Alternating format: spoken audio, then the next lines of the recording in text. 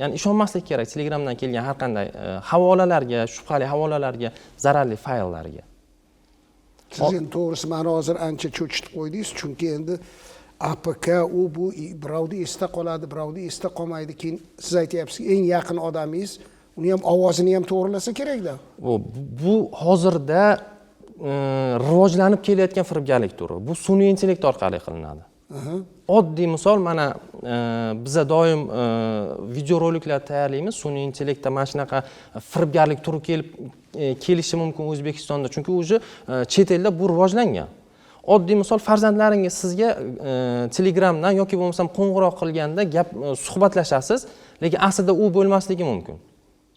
Oddiy telefon qilib, misol uchun, "Ada, men avariya bo'lib qoldim." Astag'firulloh. Yoki bo'lmasam mashinada kimnidir urib yubordim deb farzandingizni ovozidan sun'iy intellektda tayyorlab sizga qo'ng'iroq qilishi yoki bo'lmasam sizga Telegram ijtimoiy tarmoq orqali ovozli xabar jo'natishi mumkin.